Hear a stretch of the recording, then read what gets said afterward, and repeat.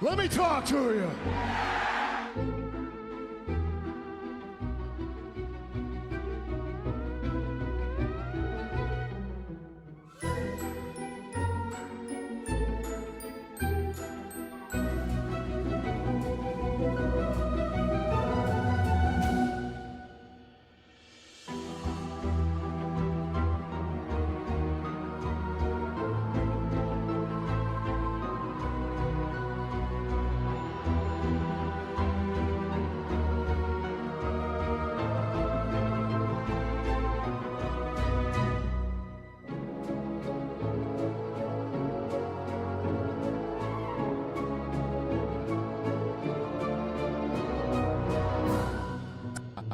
That's ridiculous. Fire the laser.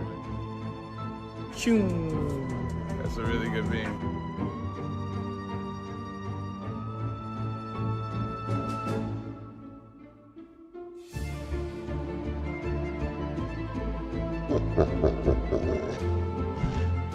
The Kings got the win. Happy Halloween. The Deuce and Mo Halloween Spectacular is about to start. Coughing.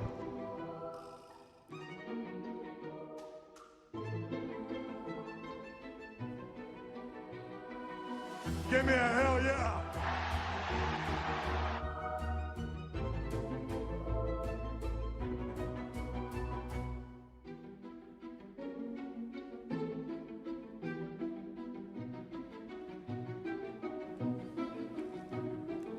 Hey! What's up, everybody? Deuce, Tesh, Morgan Tesh. So good to be. This is our Halloween show.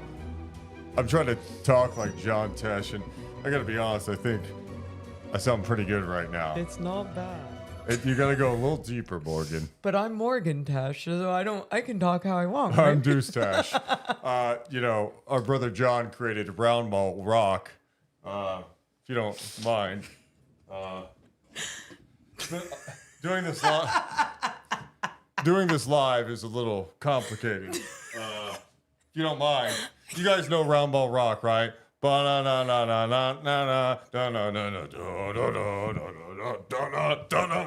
right. Can I get some room, please? Do you want my lyrics? I'm good. I'm playing. He's getting lyrics. Okay, stretch out. Yep. Ba ba ba ba ba basketball. Ba ba ba ba ba ba. How about this? Let me get one playthrough, and then we can see if you can sing with me.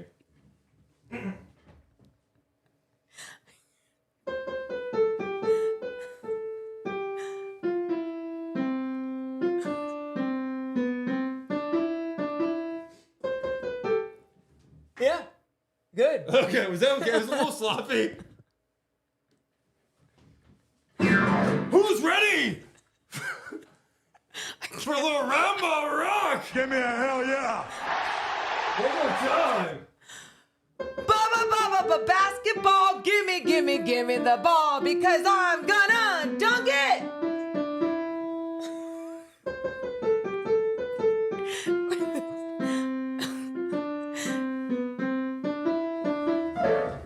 How we doing, everybody?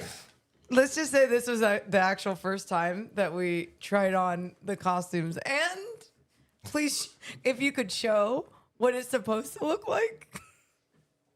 I don't think we did that at all, dude. Are you kidding me? I think we nailed it. ba ba ba ba ba basketball. Ba gimme the ball because I'm gonna dunk it. How are we doing tonight, Kings fans? The Kings finally got a winner. We're really doing the whole show like this? No, I can't. am. I can't. Tell me when I can stop so then I can take this off. I can help you.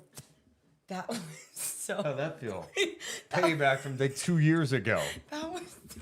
That was so evil and weird.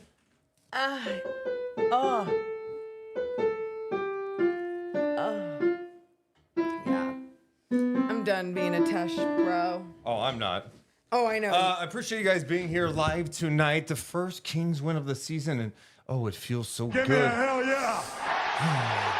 If you could do us a favor before we start the podcast, hit the thumbs up and subscribe. And let us know in the comments how you feel about our costumes. Thank you. I appreciate that so much. I feel like we are missing one thing. What are we missing? In the box, but let me work on that. Nice Kings win tonight. Dude, that's... Much needed. It would that first half was hideous. I mean, that was ugly. Kevin Huerter talked about how ugly it was. But at the same time, you deal with some adversity, you figure it out. Oh, you really are missing... I'm just trying to... What the hell are you doing? We need to celebrate something. It's the first Kings win of the season. It's not exactly what I was looking for, Oh, I know what we're doing. but I'll go with it. See, it's been so long. Oh, this is good music for beating the Blazers. What do we need? I mean, it's a little weird, but We got the first beam, and now we get some fun! Fug! What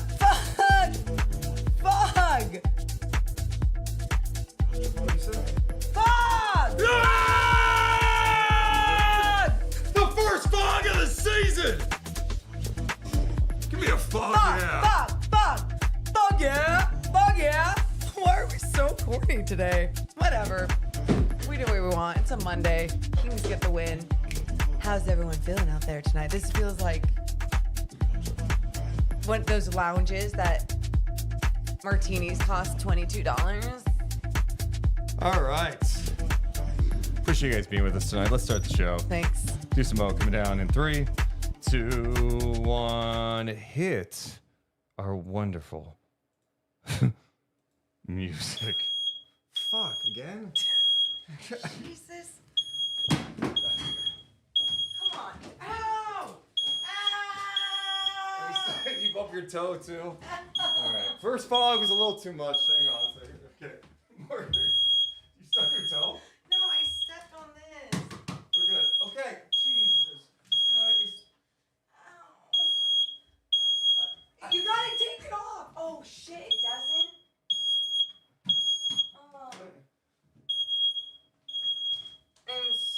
I am so sorry. We haven't won in a while. It's been since last April. We haven't done this in a while. Halloween. Okay, I'll fix it. Here, go back in. I got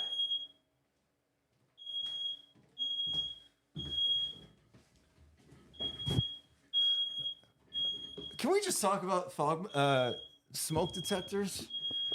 They should have like a fog machine setting on them. You know what I mean? You got it off? Yeah. Bum, bum, bum, bum, bum, bum, bum. Mustache is going. All right. Let's really start the show.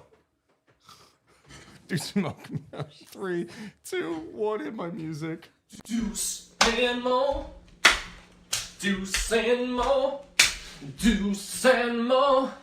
They tell you what they know. Deuce and Mo, Deuce and Mo, Deuce and Mo. The podcast that you know. Hey, welcome into the Deuce and Mo podcast, recording this live after the Kings win their first game of the season. It was an ugly start, but a magical third quarter, and Sacramento was able to handle business against the Blazers, who were playing on the second night of a back-to-back, and the Kings win 111-98. They are now 1-2 on the season with a game tomorrow night in Salt Lake City against the Utah Jazz. I'm Deuce Mason. That's Morgan Reagan. Mo, how are you? I'm great. I am so good. I know we were like, hey, we're going to put costumes on for our Halloween episode, win or lose. I was feeling like a little worried just because of If we wore what we are wearing right now in the Kings loss. and the Kings lost, it would look pretty We bad. would look so stupid because we don't look stupid otherwise, but we would look so stupid. No, but it's nice getting that first win out of the way, but then also how they did it. It was ugly in the first half. They fought through adversity. Things looked better in the second. I'm excited to talk about some good things. Yeah, there's a lot to go over with this one tonight. You know, the one thing with adding DeMar DeRozan, I didn't realize with his ability to get to the free throw line, it just makes games a lot longer. That first half, it took like an hour and 20 minutes. I thought we were going to be starting night chat at like 2 a.m. It was a crazy ass pace. Yeah, no, that was pretty wild. Where do you want to start with this one tonight? Because this is a Blazers team that on paper is not very good. They were coming off a very nice win yesterday against the Pelicans, in which they beat them by 22. They are the tallest team in the NBA. They gave the Kings a ton of problems in the preseason. And to start this one, you're like, God, man, they play hard. They were getting into the Kings defenders, really preventing them any space to get DHO action going. They're long. Where do you want to start with this one tonight? I guess, I mean, we could start in the first half because then we can start with the bad, get to the good, and, you know, intertwine it all as we get there. But I think starting things off, because when the Kings started this game, I thought they started off strong in the first couple of minutes. Like, they brought it, the energy was there, they're getting deflections. There's a few defensive mistakes where Portland was just missing some of their looks. Simons, you know, just like I was very confused how the Kings were communicating with one another, but then it kept getting better, and then it just started looking ugly on both sides. Fast breaks weren't happening. The Kings only had 4 fast break points. You know, they weren't getting stops in running, so the pace looked weird and everything. And but they still had the lead, so I was okay. Yeah, after one, it was 25-20, and Sacramento had made 6 shots. They were 2 of 7 from 3, but in that first quarter, they were 11 of 12 at the free throw line. And I feel like it's early season, but an interesting subplot is a Sacramento Kings team that ranked 21st in free throw attempts last year, about 20 a game, and were dead last in free throw percentage. All of a sudden, through 3 games, they're getting to the free throw line a ton. Tonight, they were 23 of 25. And I mentioned they were last in free throw percentage. Yeah. Well, through 3 games, they are number 1 in the NBA in free throw percentage. And Let's go. yeah, a lot goes to, hey, DeMar DeRozan. He gets the line, he makes his free throws. But for the Kings this year, to have any consistency at the free throw line, as basic as it seems, is like it's up to Domantas Sabonis. Fox, after the All-Star break last year, was over 80%. The one guy who gets there a lot because he draws a lot of contact and physicality from opposing defenses is Sabonis. And when Sabonis is hovering at like under 70, it just kills you with how often he goes to the line. But early in the season, he's been knocking them down. I think he was 8 of 9 against the Lakers, 5 of 6 in this one. So when you have him getting the line and then DeRozan getting the line, yeah, it looks a lot better. Yeah, he looks so much more confident, not only shooting the ball from the outside in the mid-range, but you're exactly right. When he gets to the free throw line, it just looks a little different. They're going in, but there's something else that feels a little different. So it's nice to see these free throws going in. It's nice to see that was a point of emphasis, not just made free throws, but them getting to the free throw line. And the fact that was keeping them in it, or keeping them in the lead in that first half. Yeah. I mean, especially with how you're shooting the ball. And that's the great thing about having someone like DeMar DeRozan who can get to the line and create some shit. And just he's a foul merchant. Oh. He's our foul merchant now. It's just kind of nice. It's like, oh man, we've got a guy that gets the calls. I know. Some of them are like, really? That's a foul? I'm like, yeah, that's a foul. Of course it is. 2 right in the beginning. Did he take a charge or something? I forget whatever happened there. And then there was one later on where he was just like a baseline jumper and they called like this weak foul. And I was like, okay, yeah, well, he's wearing a Kings jersey. Oh yeah.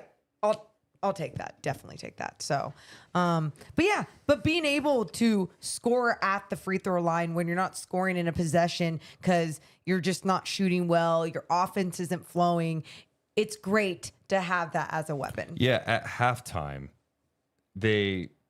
of course I didn't write it.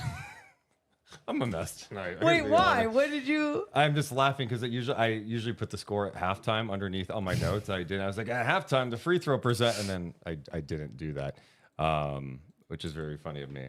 But I wanted to get to free throws at halftime because I felt like that was kind of an interesting subplot to this game, to kind of enhance what you were saying.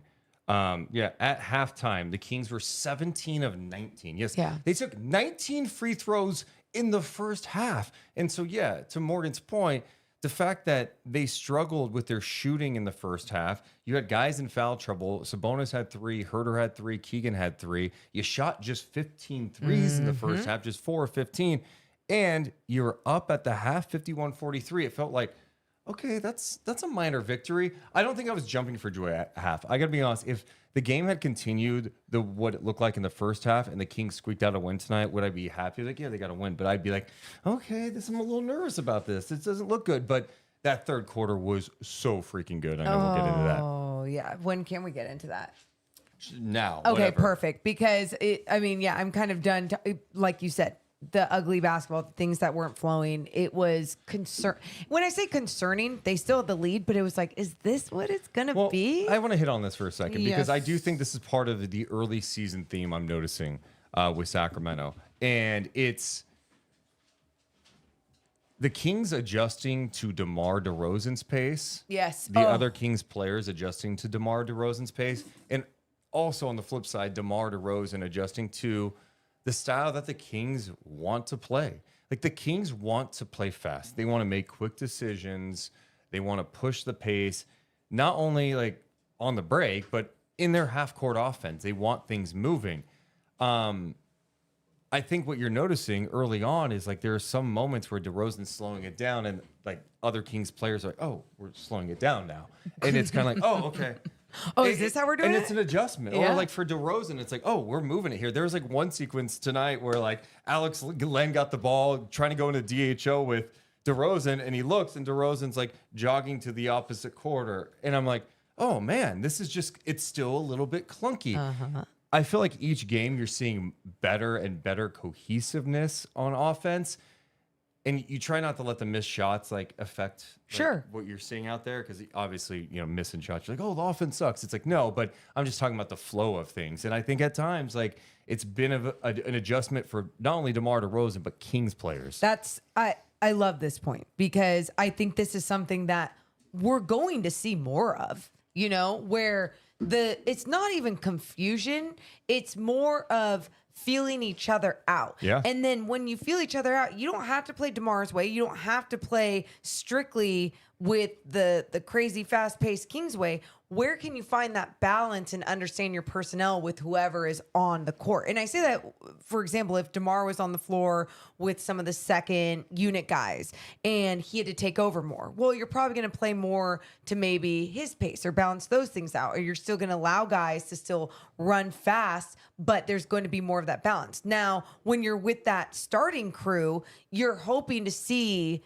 the pace get pushed. That's when the ball is just flowing. Teams can't stop it. You have one of the fastest guys in the league. But at the same time, if you have to do a possession or two where you are playing more to DeMar DeRozan's pace and allowing him to back things down, be slow, get to the free throw line, like that's not a bad thing for this team, especially when you can get a breather while he's at the free throw line. What happens come playoff time? Sometimes shit slows down a little bit and you need to run something slower. You need to go get to the free throw line. You need a guy that can go get a bucket. And like he does play at his own pace. There's no doubt about that. But like then he creates for others. I mean, there was one sequence, I believe, in the third quarter where DeRozan drives. He loves bringing the ball super low when he was on that drive. Yes. And then he kicked it out. Huerter was open for 3. He collapsed the defense, leaving a guy like in Kevin Huerter, who, by the way, give Kevin Huerter some goddamn love for the last couple of games. People want to cite his, well, he was minus 29 against the Lakers. Throw your one game plus minus. You know what? Take it, turn it sideways, and stick it straight up your ass because it doesn't matter. I saw him knock down some shots. I saw him have 6 deflections, okay? He's not perfect out there, but man, I was excited to see Kevin knock down shots back-to-back games. He knocked down 4 threes tonight. He was dropping dimes. He had 3 blocks in this game.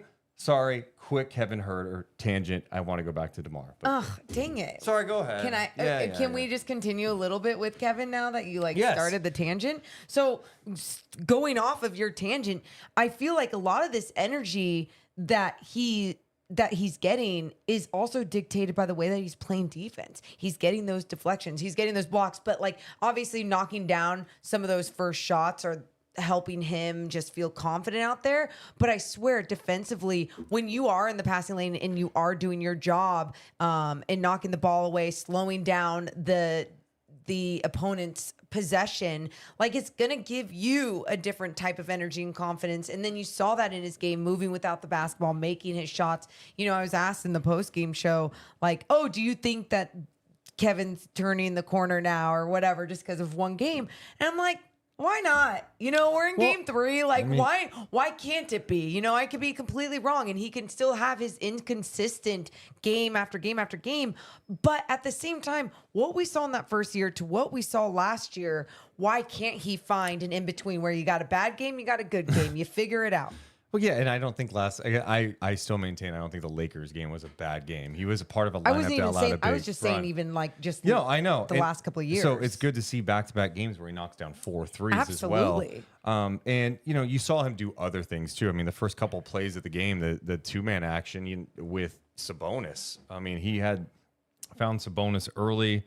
Then you had great ball movement where Keegan puts the ball on the floor, finds Huerter in the corner for 3. It just felt like I felt like early with the Kings too, before they started missing every single shot. The one thing I did like about how they were playing against Portland was it felt like they were being patient. And I think sometimes when teams are bigger than them, or a lot of teams are bigger than them, but have that length like Portland does, sometimes they rush into shit. They force passes that aren't there. And I felt like tonight, at least early, it felt like, oh, we're going to be a little more deliberate in the half court. All right, we're going to pump fake. Okay, put the ball on the floor. Let's find the open man. We don't have to rush here. And they got some good looks out of it, even if they were missing shots. Even if it was attacking some open lanes or some open gaps and not necessarily penetrating completely through the paint. Like there was this moment like DeRozan was going cross, trying to go down almost like, you know, from the left to right.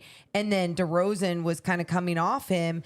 And what it did was just shift the defense. And DeRozan gave it to DeRozan. He like pump faked, did a midi, whatever. But just that little bit more movement where the ball wasn't just moving around the horn, left to right. It was going in, out, in, out. Even if it wasn't all the way to the block, it was just so different tonight. And you're exactly right. It generates such a different look at the basket.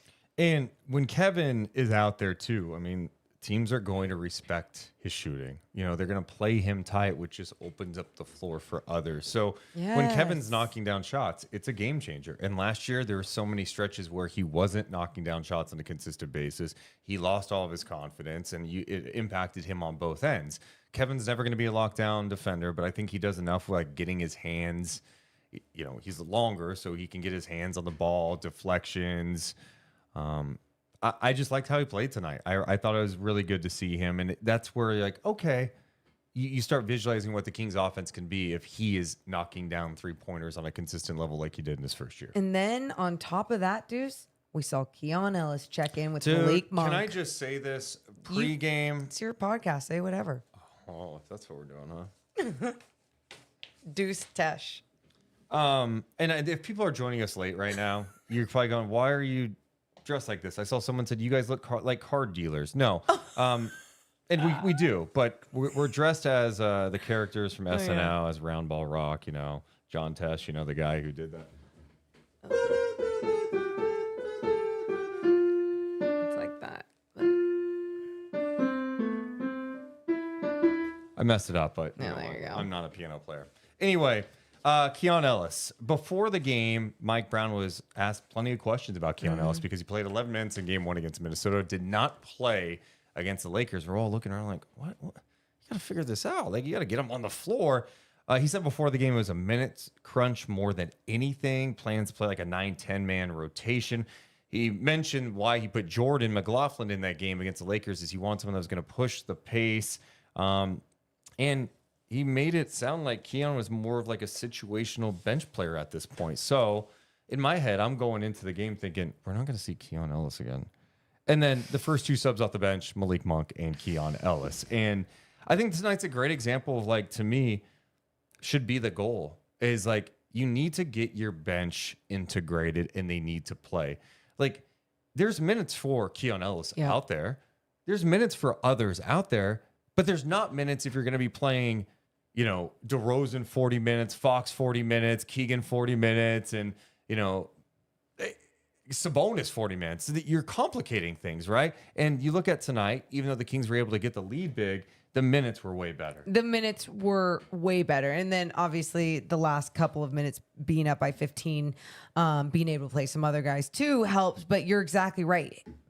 Mike Brown going to Malik Monk and Keon Ellis as the first guys to sub in, what I just thought was great. To see Keon Ellis get the respect that I think he deserves, especially since he's capable of doing so much. He's long. He puts on that pressure defensively. He makes some big hustle plays happen. Like, I forget what moment, second half it was, but when he jumped on the ball to cause a jump ball. Yeah, it was a steal. Then Denny Avdia got it back, and then Keon jumped right on it. Yeah. And guess what? It got the crowd into the game. Yeah, it was just those moments for Keon, and then for him to finish with almost 15 minutes, I was like, okay, this is more what we need to see, because going to your point of just like experience and opportunities, you can't just shove guys in whenever you want and expect them to be great. Now, I mean, Mike Brown, we saw him try and do that with someone like Davion Mitchell. And I was like, hey, if that's your role, like, you're just going to have to figure it out. But I think it's unfair when you have so much more to contribute, to add, to make an impact. And you should be able to showcase that. So Keon ended up playing just under 15 minutes in this game, had 3 points, 3 rebounds. He also had a steal, a couple of turnovers, 1 of 3 shooting, knocked down a 3-ball in this game. He ended up playing Monk, Ellis, Trey Lyles, and Len, a little bit of McLaughlin. Then he put in the rest of the team toward the end of the game once the Kings had this game wrapped up. Third quarter was spectacular, Morgan. Where did you want to go next? Third quarter. Third quarter, Sacramento at one point goes on a 27-11 run. The final numbers of the third quarter were spectacular. 38 points, 6 of 10 from 3, 6 of 6 from the free throw line, and they shot 62% from the field. Yeah, they just locked in, and I thought they came out more aggressive defensively, and then they committed to like getting out and running. That was huge. Getting the stops and being able to run, being able to push the pace. I know they only finished with 9 fast break points, but it was still the way that they were getting into their offense earlier and the way that they were making quicker decisions on the offensive end. Even if it wasn't bleeding all the way into the end of the shot clock, it was still just not the first shot. It was a really good shot because of the movement was happening right away. They were locked in. De'Aaron started getting into the paint. That was something I was a little worried about in the first half when I was like, why isn't the ball in his hands? Why isn't he initiating? Why isn't he doing more? And then you saw him so many different times come off a pin down or a DHO and then find his way into the paint, get a floater, get whatever. And what that does, I feel like, is inspire others on this team to do a little bit more of that as well and not just jack up a whole bunch of threes. Yeah, I was really impressed with what I saw in that third quarter. And that's what gave me like, oh, okay, this can come together a little bit. They can get out and go. And then defensively, some of the plays that were made, there was one where, you know, Sabonis defending Ayton, Fox comes over on the help, pokes it away. DeRozan led the team in steals tonight, by the way. DeMar DeRozan, I believe, had 3 steals in this game. Damn. I think last game he had 3 steals as well. And I thought he made some nice defensive plays. There was one sequence where he's defending Jabari Walker in the post, and he just held his ground. He's got good strength. He may not be able to switch out and defend guards. It's a tough matchup for DeMar DeRozan, but against bigger guys, like, he's got that strength. Great contest, force a tough shot. So I love seeing that. De'Aaron Fox, I believe, had an awesome contest on a Simon shot that forced a miss. So I just felt like they were much more aggressive coming out of the gates there. And going back to your point about different guys initiating. Yeah. It is interesting to see what they're doing because, like, that first half, they had Fox in the corner just a lot. It felt like even Huerter was initiating, bringing the ball up more. And the Kings love to run their zoom action where they, you know, send someone to screen down to the corner for De'Aaron Fox to come out. And it gives some options, right? Because a lot of times he'll come off that screen into that Sabonis DHO, and Sabonis, Yep. sets a good screen. All of a sudden, De'Aaron, with his speed, can turn that corner, get a mid-range floater, get to the basket, or he doesn't have to take that. He can receive the pass and then, knock down a three-pointer. So I felt like they were running a lot of that, but then they put the ball in his hands more in the third quarter. I feel like they need to make sure he's got the ball in his hands more. Yeah, I'm with you on that. But I think also, like we keep talking about balance, it's that balancing act, because you saw the way that he was digging at the basketball on the defensive end, being aggressive, trying to make sure he was sending that double to get a steal, to get a poke away, whatever it may be. And it's like when you have the ball in your hands the whole time on the offensive end, bringing it down every single time, if they also want you to be a part of that play and not just be the one that's initiating first, attacking first, whatever, you're going to have to be off ball at times. And so I think that's something that we're seeing them not test out, but they're trying to practice. They're trying to make sure that it's something that they can all do, because it's only going to make everyone's life easier. It's going to make someone like De'Aaron, who is so dominant when he does have the ball in his hands, be able to score in different ways. And I just don't want him. And you know why? Because sometimes it brings back memories to when Halliburton was here and with Fox, and like Juan's offense was like, hey, De'Aaron's just going to sit in the corner and do nothing. But at least with this offense, you're like seeing him get involved in the action, whether it's cutting. I mean, even tonight, like DeRozan as a cutter, there was one play late where like Fox had the easiest layup of his life. He got downhill, but DeRozan was cutting through and then set a back pick that just freed up Fox to get all the way to the rim. And like, that's this type of shit I love seeing. Like that wasn't a set play. DeRozan just did that cutting through. Yep. And that's part of the read and react. Those are the things that get me excited, watching how this offense can have, seeing what kind of potential this offense could have. Yeah, I'm with you on that. Let's give everyone here a hell yeah for being here Give me live. a hell yeah. It is late on a, what night is it? Monday. My God, Monday night. The Kings play tomorrow. We got some super chats in the building. Appreciate you guys. James Gross, he's a member. Appreciate him. Anthony donated a couple bucks, saying intro was like the Kings' first half. Play on, win ugly. I'm gonna push back on that. Why? I think the intro was great. Our intro? Us dressed as the Tesh brothers. Yeah. Not Menendez brothers, the Tesh brothers. Thank God. Yeah, Yeah. that's like... Well, that was the other one I was going to pitch to you. Really glad it They're didn't in the even get news. pitched. Don't know. They got a new Netflix show, right? This is awful. It's a joke, Morgan. I know. It's a joke, okay? And I haven't watched it yet, but people are like making the case like, I don't know. I know. Should they be released? I know. There's a lot. It's deep, dude. It's We'll deep. save We that are- for a podcast series I'm Our working true on. crime. Our true Anyway, and then I played Roundball Rock the best of my ability. I sang Roundball Rock. I was late on getting a song. Sure, fog goes off, turns. No. Fog didn't go off immediately. Then fog Okay. finally You know goes what? off. Then alarm goes off. Alarm can't be turned off. I stub my toe, and then we finally start the show. Yes. Well, Anthony, you're right. Thank you Thank so you, much. Anthony. You're right. You're right. Very much. Ashwin donates $10.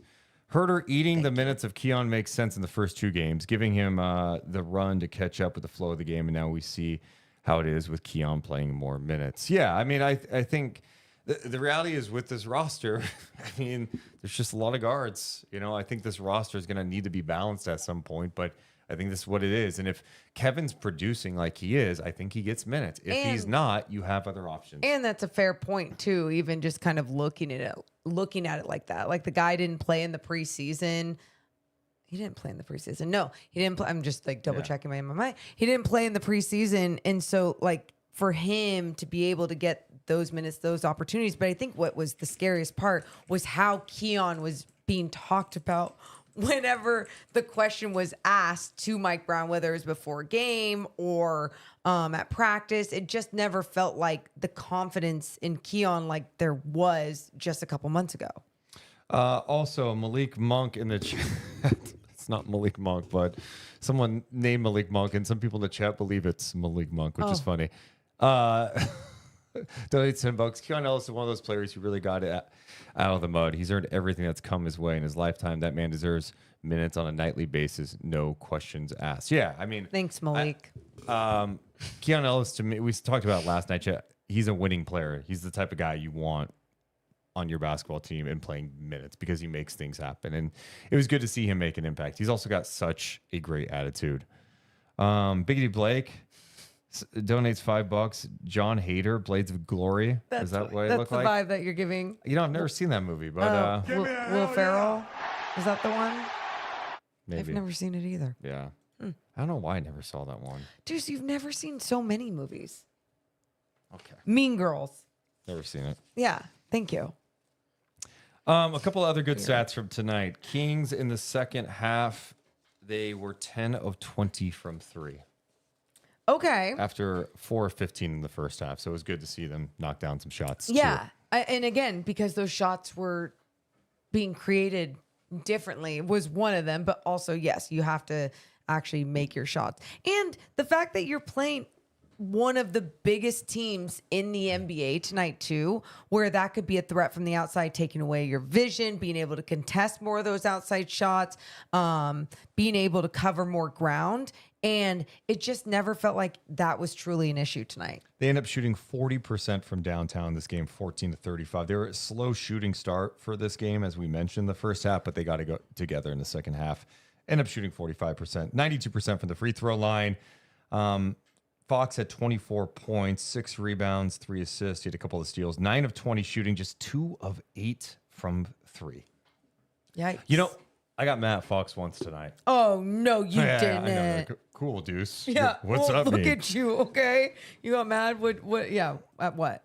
Was it the end of the first quarter? Yeah. End of the first quarter, he took a really, really bad shot over Jeremy Was Grant. it a mid-range shot, Contested. right? I'm like, yeah, it was like a long mid-range. Like, attack this guy. And there wasn't a lot of Late energy into that game. shot. And that's why when you did see him turn it on in the second half, it was like, oh yeah, okay, then for sure that wasn't his best shot. That could have been taken. But but we didn't even mention for him 10,000 career points in Sacramento. Yeah. That's So awesome, cool. dude. Right behind Mitch Richmond. It's crazy to think about how long he's been here now. This is his 8th season. That's insane. Yeah, that's pretty wild. Yeah. So De'Aaron Fox, another 20-point game. DeRozan had 23 points. We mentioned the free throw shooting, getting the line light. He was 9 of 10 from the free throw line. Also had 4 rebounds, 3 assists. Sabonis, a double-double, 16, 13, 7 for him in this game. And then Kevin Huerter, we talked about how good he was, but he finished with 18 points. So yeah. Super. And it was a good 18. It was just how he started making those shots to how he ended, to how he played some defense. It was really good. I was really happy to see it.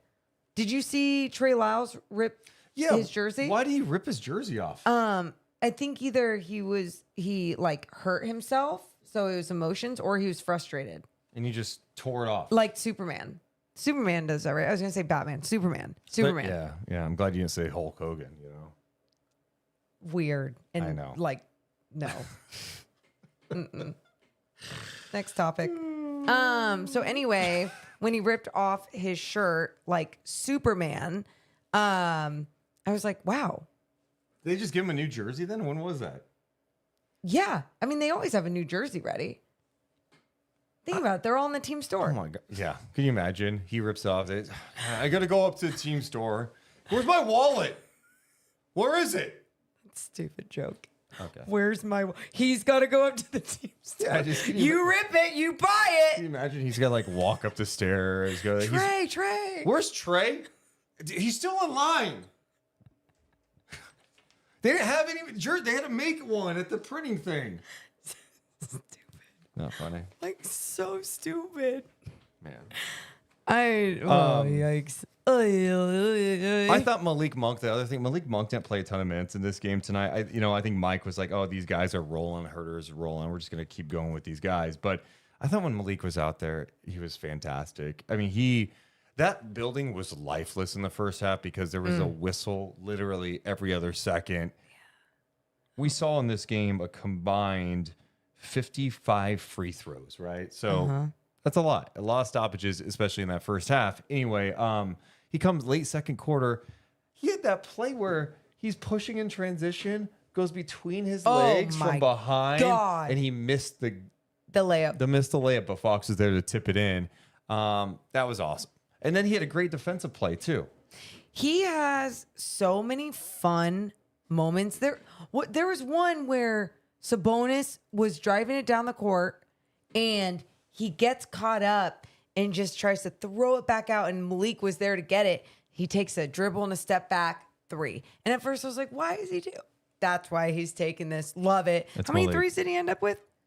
He was 3 of 5 from downtown. 3 of 5. Yeah. And just, I mean, they were big. They were energy filled shots. It was, again, some good moments from everyone. Malik having those energy moments. Keon having a few of those. Sabonis just being beastly. DeMar, every time DeMar hits a mid-range shot, I swear the crowd just gets so excited. Like, yeah, this is the shit he does. This is what we like to see. It just looks so smooth. The one he had at the end of the first half when he pump faked Oh, yeah.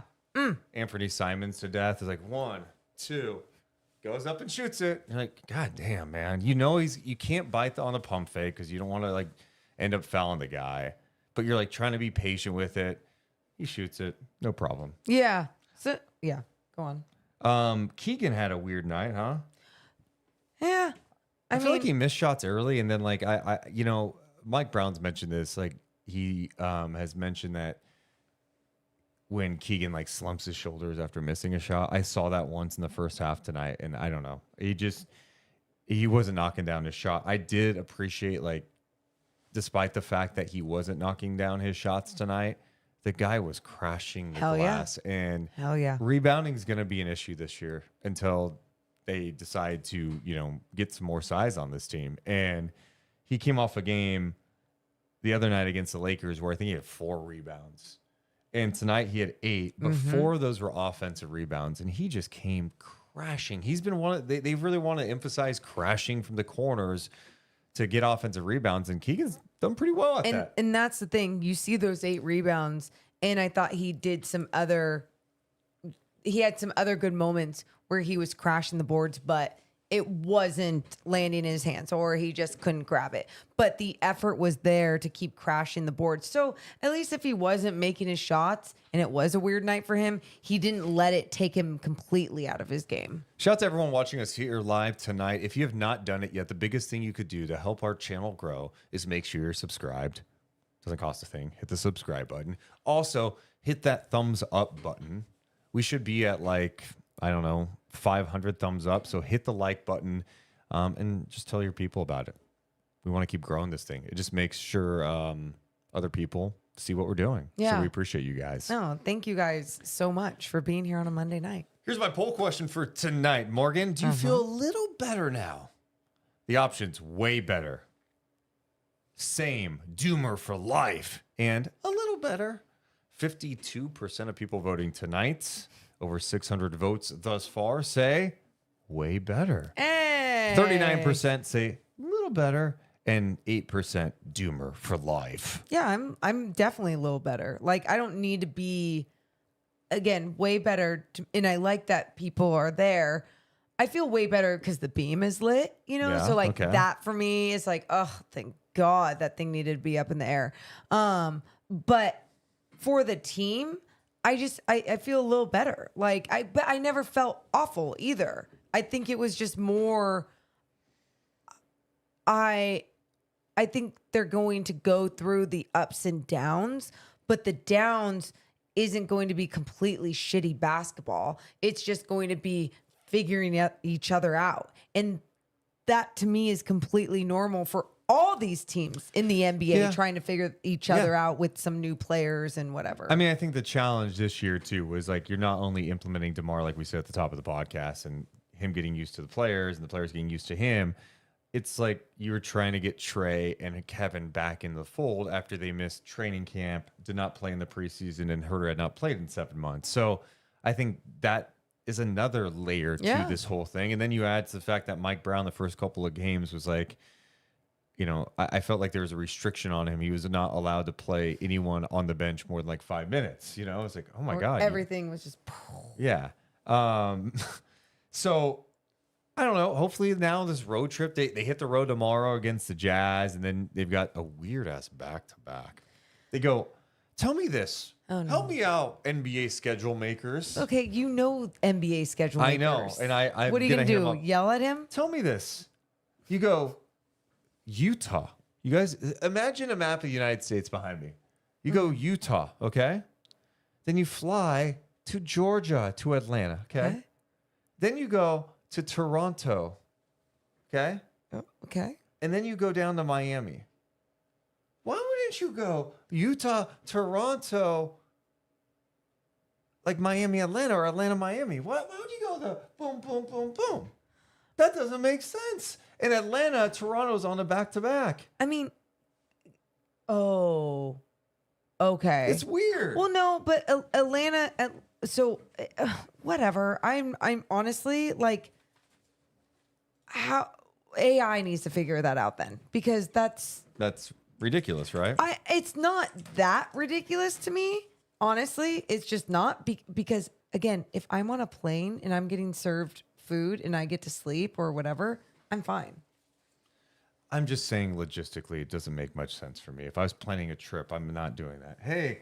Well, I'd hope you'd we're- not do that, but you have more of a choice. Like, what if arenas are booked? All these different. There's so many different things to factor in. Okay. And you know this. I just don't need you to go into this much detail. You could just be like, hey, I Pro agree with you, Deuce. NBA schedulers. So Pro stupid. NBA schedulers. But anyway, I just named all those teams. Utah has not won a game.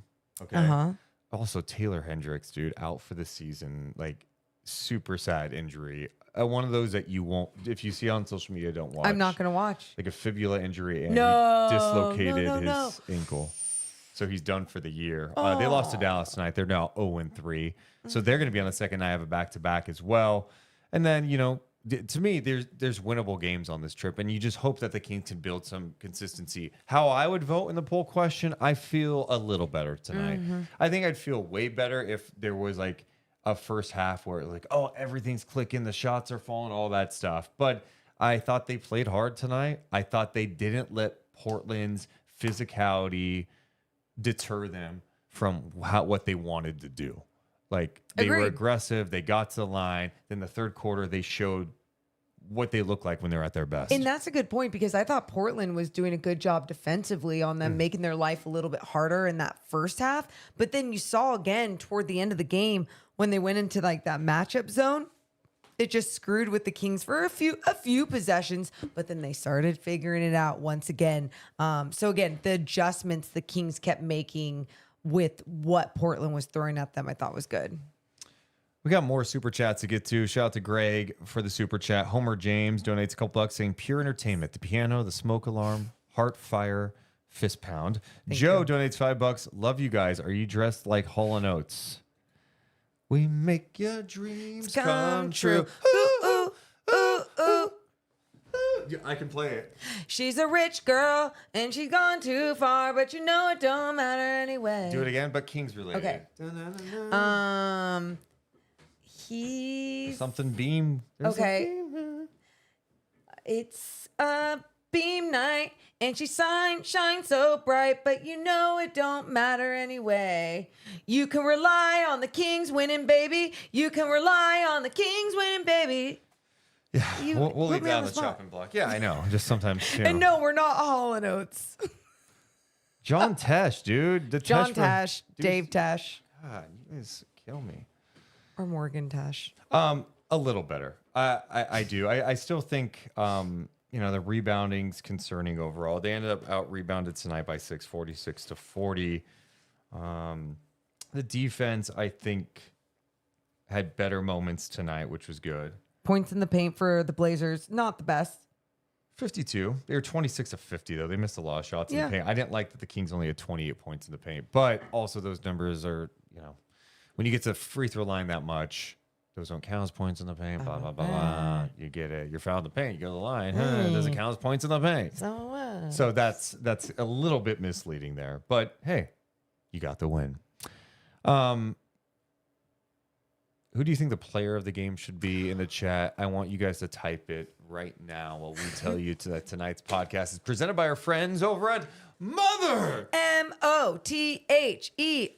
Give me a mother, or just go pregame with your mother. And you can do that on K Street, where everything is located. But you got to go to Mother. I'm going on Wednesday because I am missing their food. They have some of the best food, but also before every single Kings game, on a Kings game day, you can get 50% off all drinks. Yeah. How about the fact that they have a Michelin bib? Yeah, I mean, it's really good. Like, we're not kidding. Like, it's really good food. We're talking about seasonal food, local produce, fresh. Kings fans. They're Kings fans. They're awesome. If you have not been to Mother yet, you got to go there. They used to be like down K Street long ago by Crest Theater. Now they're at 2319 K Street in the heart of Midtown. That's a great area to go bounce around. You should definitely go to Mother. And they also have a website you should check out with their full menu, mothersacramento.com. Order online, baby. We're also presented tonight by our friends over at Golden One Credit Union. Golden One Credit Union believes together we are one. That's why they've set out to create a bright financial future for all Californians. So visit golden1.com to see their range of products and services to help start your journey today. And if you're a Kings fan, you get hooked up. I saw tonight, a Golden One member raised their card at the game. And Scott Freshour picked them out. They got moved from the upper level to courtside. Just one of the perks. One of the perks. Being a Golden One Credit Union member. Plus, you get up to 50% off home games through the Golden One online discount ticket portal. 15% off merch as well if you bring that into the team store. I mean, basically just everything's intertwined if you're a Kings fan and a Golden One member. So do you want to be two? Oh no, you want to be one! Now that's how you win as one. Become a member at golden1.com. Also presented tonight by our friends over at Northwest Exteriors. If you're thinking about a home project like, I need windows, there's no better place to go. If you're thinking about, hey, dude, I'm worried about my heater. Should I get it checked out? They could do a tune-up for you, or maybe they look at it and go, dude, you might need a new one. They can handle that too. Northwest Exteriors is the place to go for all of those needs. Got the windows in the studio done. Game changer. It's made your house energy efficient. You got the HVAC done. Game changer. Save money on your energy bills. May become more efficient. We like an efficient offense. Yeah. We like an efficient AC. We like an efficient window system. Yep. Get them all at Northwest Exteriors. Don't be intimidated when you hear, oh my God, but how much are they going to cost? Seriously, get the quote today. I don't know, for Christmas or whatever the hell you want to do. Just make sure you reach out to them. They are seriously the best. Simply the best. Yeah, go to northwestexteriors.com because they are Simply the best. Trust Northwest. Thank you. All right, Morgan. Player of the game. A lot of the people in the chat were suggesting DeRozan. We got some Fox. Debo. A lot of Debo. We got Kevin, DeMar. I would like to ask you before I put up my Simply the Best Player of the Game presented by Northwest Exteriors. Who would be yours? Kevin Huerter. Let's see if we agree. Hey! Yeah, you know what? I'm going Kevin Huerter. Excited me. Kevin Huerter. Aw. Kevin Huerter, 18 points, 4 assists, 3 blocks. He did it on 7 of 12 shooting, 4 of 9 from downtown. He is tonight's Simply the Best Player of the Game presented by Northwest Exteriors. I think obviously DeMar has a legit case too, but DeMar's been steady every single game. DeMar in his 3 games with Sacramento, 26 points, 23 points, 23 points. He's been steady for the Kings, but for Kevin, it was good to see him do this. For Kevin to have this game now, especially early on in the season, 3rd game in, on the home floor, it's great to see. And it's not like we're just talking about, he was missing his shots, but he was good defensively. Or, he's missing his shots, but he was moving without the basketball. People were still paying a lot of attention to him. No. Making his shots, doing a lot of different things on the floor to really help and make an impact for this Kings team to get the win. Yeah, he looked much more like the version we saw year 1, where it was like, he can hit threes, but he can also pump fake you, put the ball on the floor, step into that mid-range shot. He can have a nice 2-man game with Sabonis. He threw a beautiful pass to Fox tonight. So seeing him play with more confidence, I think is huge. And I just hope for his sake that he can continue up, and for the team's sake that he can keep this going. Yeah. And I love seeing a lot of people happy for him. You know, Kevin needed this. It was good to see him come out of his shell, like all those different things, because we've talked about the adversity he faced last year, not just with the injury, but even at the beginning of the year, basically fighting for his starting spot. Now, Mike Brown did say, even tonight, I think in pregame it was, that he's like, you know, Kevin still has to fight for his starting spot and to keep his starting spot, you know? And what I like about that is Kevin's probably more aware of that than ever, because he was so close to losing it, and can still be close depending on whatever the matchup is and or if it's a bad night. He's a good player. Yep. He's a smart Agreed. player, and he's not a perfect player. And I think sometimes when we watch these, I mean, in general in sports, it's like we expect perfection. Like, yeah, his weakness is going to be on-ball defense at times. He's going to get blown by at times. But as long as I see him out there battling, and you have to have a team defense. So, yeah, if he gets beat, where's the help coming? Are you going to help the helper? That's what you're going to have to do on this Kings team. But if he is doing other things out there, and it's like, well, you can live with the fact that maybe he gets picked on defensively because we're learning how to help better. And, oh, man, he's really knocking down threes. Oh, he's hitting the mid-range. Oh, he's setting up his teammates. He's making the right reads. Oh, his gravity helps because you have to, you know, stick on him the entire game, and it opens up the floor for Fox and DeRozan. Those things matter. Amen. And so last year, it was just such a mess for him where he was really, I could think of very few games where you're like, oh, man, what a good game for Kevin Huerter. So hopefully this could be a sign of things to come for him. Agreed. Let's get to some comments. Morgan Reagan. That's my name. Enforcer was talking about DeMar DeRozan and his steadiness. I wanted to get to the comment. Oh, hey, I like the steadiness DeMar provides. He can get us a bucket when we really need one and take some of the load off of De'Aaron Fox. Yeah, I mean, that's something that we talked about before the season even started. We're like, oh, what that's going to do, not even just take off that mental pressure from De'Aaron, but the physical pressure that is always seemed like this team relies on De'Aaron which for a good reason. I mean, being one of the best players on the team, but to have someone else that can get a bucket, be clutch in those moments, like DeMar is obviously just going to do some amazing things. Emiliano in the chat says, I'm not wanting perfection from Huerter, but just not 3 weeks streaks of hitting nothing but rim. Just don't want Kevin to shoot his way onto the bench. You're exactly right. Yeah, you can't have droughts like this for sure. And so especially now where, Mike can go somewhere else. And the other thing, I think I mentioned this earlier, what I liked about tonight is like, you can play other guys, like play Keon. Yeah. Keon cannot be getting DNPs. Like, let's lower these minutes. We don't need guys playing upper 30s to 40s game 1, game 2 of the regular season. There are going to be games that it happens for sure. For sure. Tight games, but like I want to develop a legit bench. Like you're already seeing Malik, only play like 19 minutes tonight, right? Where last year we made the joke was, oh my God, if he plays over 30 minutes, is something bad going to happen? And finally, Mike Brown started playing Malik more and more as the season went on. And now you're seeing it getting adjusted again, obviously adding someone like DeMar DeRozan, but it's getting adjusted. It doesn't mean that it's not going to happen again, that Mike Brown isn't going to do that same thing and not play him 30 minutes if he thinks Malik Monk should be in there for 30 minutes. And I hope that same thing kind of happens for Keon Ellis and Trey Lyles too as matchups continue. So next up for the Sacramento Kings, they take on the Utah Jazz, a quick turnaround back-to-back, Salt Lake City, 5:30 pregame, 6 o'clock tip from Utah. I'll be on TV with Morgan Reagan that night. I'll be on Kings pre- and post-game with Morgan on NBC Sports California, hopefully talking about another Kings win. But this Utah team, we saw them in the preseason. And, yeah, I mean... and they're going to be motivated to get a win, too. They have not had a win yet. Yep. And they lost in Dallas tonight.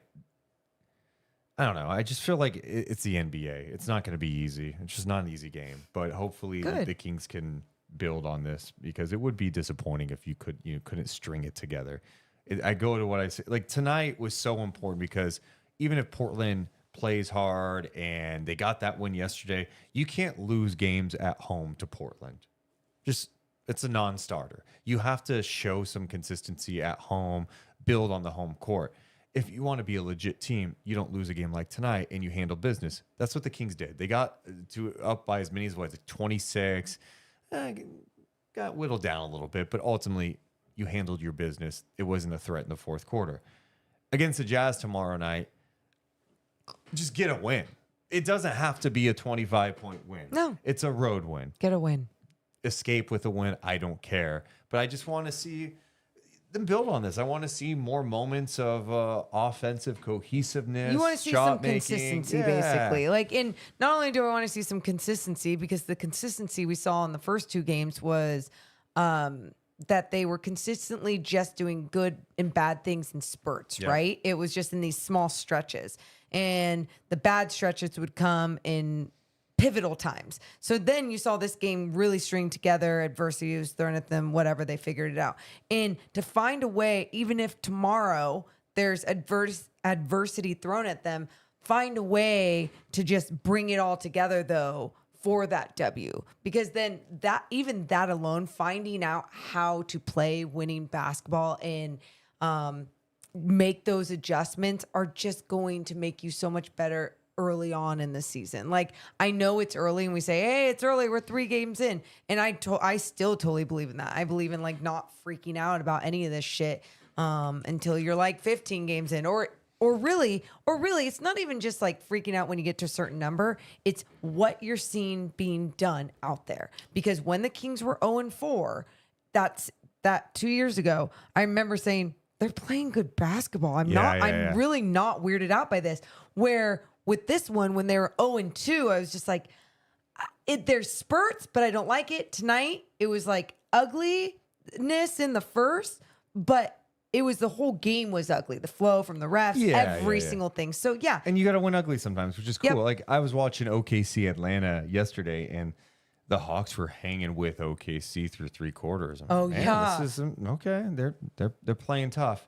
And OKC just buckled down in the fourth quarter. Their defense is just ridiculous. And it's like, it could be close throughout a game. It's fine. As long as the end result is you get a win. And I think the best teams do what OKC did yesterday, which is, we may hang around a little bit for 3 quarters, but all right, final 12 minutes, we have another level we can go to, and we're going to get there. And that's why OKC is a special team right now. And I think they look disgustingly good defensively, throwing different guys at Trae Young, making life hard. My point being is like, tonight was ugly in the first half. I don't care about that. I care that in the third quarter, the Kings came out with the appropriate level of aggressiveness and fight to take control of the game and make it the fourth quarter just a whatever quarter. Yeah, I agree. That's how you do it. That's how you do it. That's how it's done. Yeah. Oh, man. So Utah, by the way, they lost in Dallas 110-102. Colin Sexton was their leading scorer with 23 points. They have Markkanen, Walker Kessler's in the starting lineup. Keontae George, I know he's still not efficient, but he's a dangerous young player. They did lose Taylor Hendricks tonight to a disgusting injury, and you just hope for the best. He's going to be out for the season. Awful. That's one. I think we've talked about this before, but anytime someone goes, hey, here's the injury. It's dislocated ankle and, fractured fibula. I go, cool. Not cool, but like don't need that's all I need to know, right? Yeah. The people who put out the video, I'm like, here's the injury. It's like, I need to meet these people who like watching the injury. I'm like, I don't want to see this shit. The legs a different direction. I don't why. That's gross. Well, I mean, maybe unless you're a doctor. Okay. Do doctors get excited to see that? Oh yeah! Hey, we got a call tonight. This guy dislocated his ankle. No. Let me see it. I wasn't saying that that people get excited, but I think there's some people who are intrigued by it and they don't get grossed out. I'm sure they have empathy for the person, everything that it happens to, but I also think there's something else that is wrong with these people. But I could never. Even thinking about it makes me queasy. The chat's been comparing me to so many different people. Someone just said I look like Ric Flair. Wow. Yeah. Okay. Ric Flair, he didn't have a goatee. Morgan, Yes. what was your reaction to this Dwayne Wade statue unveiled in Miami? A lot of people are making fun of it. I mean, it's scary. It's Halloween. Like, is that? At first I tried so hard. I'm like, God, statues are really hard, you know. So maybe there's something that looks like him in this. Whatever. You really look at this. It's like in the face. It's in the eyes. It was not sculpted correctly. And here's my thing. We are in 2024. Those are his and you're eyes. trying to tell me that we can't figure out a way to do a statue the right way of someone's face with the technology that we have? I mean, you like literally like think about the statues back in like what are those days? Like the Statue of David? Like A long time ago, yeah. a long time ago. Like those statues are great. Yeah, to be fair, did you have a picture? Did you know David? Do you know what he looked like? Maybe the statue didn't really look like him. We just assume it looked like him. David also didn't look like this. I mean, you know what I mean? That's doing someone dirty. That's not okay. It's pretty bad.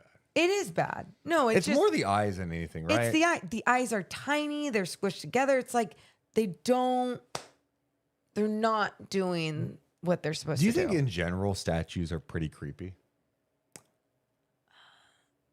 I mean, I'm not like if I was put, I'm trying to think where statues are. Like I was thinking of a museum. If you had me in a museum at night by myself, I'd be scared. A statue? Yeah. Like it's gonna like start moving or what? Well, I used to be scared of like my dolls, you know? So Well, that was different because Chucky. how is that? Wait. How is that different? Everyone was scared of dolls. My grandma had all these dolls. So creepy.